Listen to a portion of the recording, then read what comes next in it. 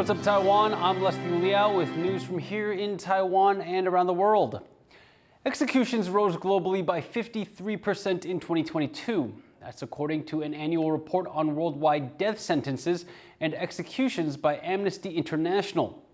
Countries that reportedly carried out the most executions last year were Iran, Saudi Arabia, and China. The report lists China as most likely having the highest number of state-sanctioned killings in 2022. However, this cannot be fully verified as China does not publish official data on executions. Taiwan is also listed in the report. The country sentenced 3 people to death last year, but has not executed anyone in 2 years. Taiwan's legislature has passed an amendment to the country's same-sex marriage law. The change will allow LGBTQ couples to adopt a non-relative child. Taiwan legalized same-sex marriage in 2019, but the law did not grant LGBTQ couples joint custody over an adopted child. This prevented couples from receiving certain benefits like parental leave. Laws laying out adoption measures for LGBTQ couples will be the same as those outlined in Taiwan's civil code. For more on what the new same-sex adoption amendment means for Taiwan's LGBT rights, our reporter Joyce Zeng spoke with Fang Chi, Public Policy Director at a civil partnership rights advocacy group in Taipei. What's the significance of Taiwan ruling to allow LGBTQ couples to adopt non-relative children? After 4 years of efforts, today our government finally passed the third reading of the bill allowing same-sex couples to adopt non-blood related children. We can see that our government and the lawmakers from different political parties have made efforts to facilitate it.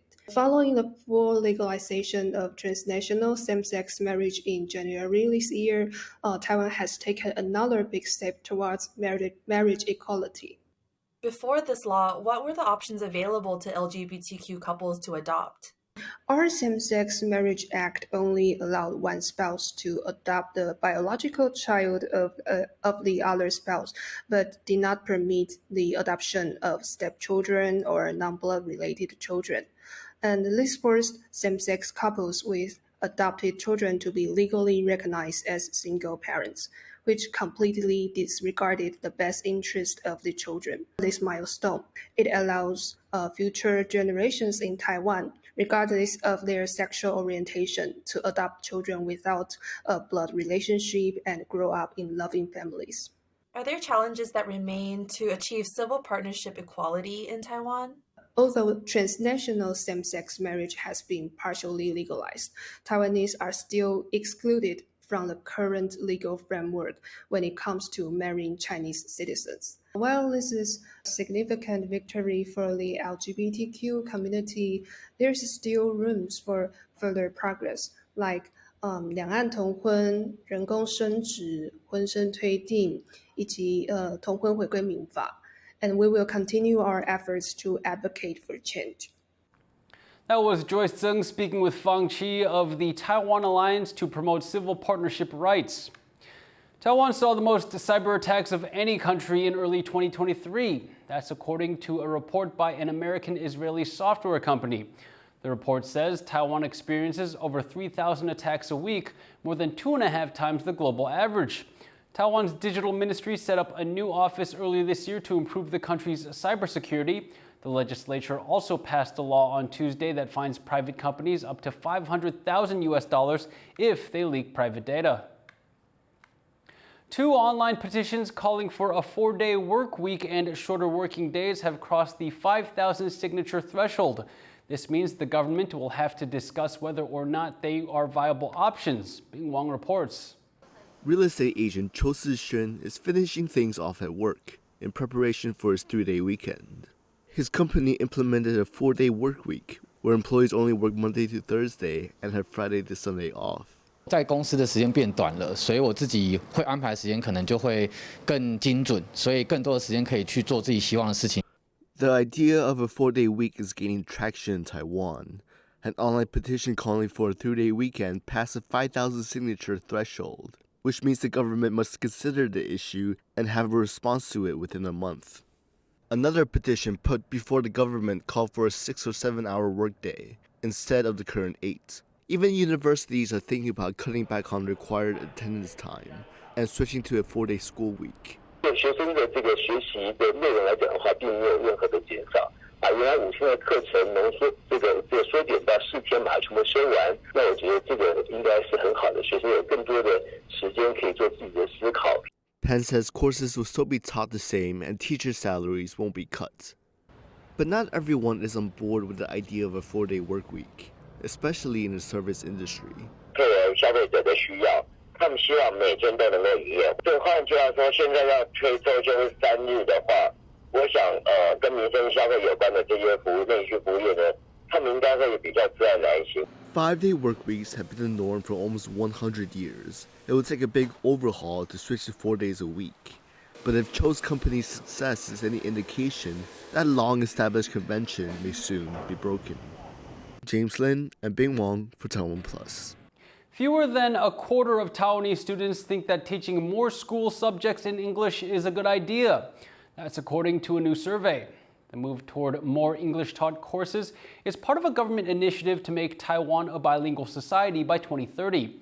But the survey by student group EdYouth found that only around 23% of middle and high school students support the idea, with almost 60% saying they don't find classes taught in English enjoyable or helpful. The group says Taiwan's students don't have high enough levels of English to make this switch, which could cause many to fall behind in school. Meanwhile, policy group Action Alliance of Basic Education worries students in rural areas where English resources are fewer will struggle more than most. Bird lovers in Kaohsiung are taking turns to guard a family of rare black-naped orioles from poachers. The family's nest was spotted in a tree in the southern city, close to the Kaohsiung City Council. Taiwan's local subspecies of black-naped orioles has become endangered due to habitat loss and poaching. Fewer than 200 are believed to survive in the wild. Though protected, the colorful songbirds are popular with collectors and can fetch up to $650 on the black market. Volunteers have been watching over the nest in shifts after a possible poacher was spotted near the area with a pole and a net. The city council also says it will do its best to protect the birds. 对整个议会来讲，对环境的教育、动物的保护，对高雄市议会的同仁来讲，都上了一个宝贵的课。Oil spills are major ecological disasters that must be painstakingly cleared. But what if the solution was growing on all of us? Sandy Chi takes a look at a surprising material being used for cleanups. Getting a haircut is a chance to relax for many. But have you ever thought, what happens to all that hair once it's swept up? Most salons dispose these clingings along with other garbage, not realizing it has special properties that are perfect for environmental protection. 头发本身就蛋白质所组成嘛，蛋白质很多烯胺键，烯胺键本来就疏水性，那疏水性等于亲油性嘛，所以它本来就会吸附油脂。 An NGO in Belgium says that 1 kilogram of hair can absorb 7 to 8 liters of oil in 5 to 10 minutes. The absorption can have an even greater effect when the temperature is between 0 and 25 degrees Celsius.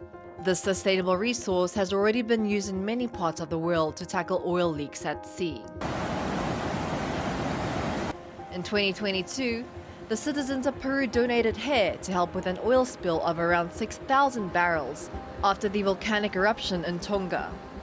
While hair can help clean up spills, it's not a miracle cure.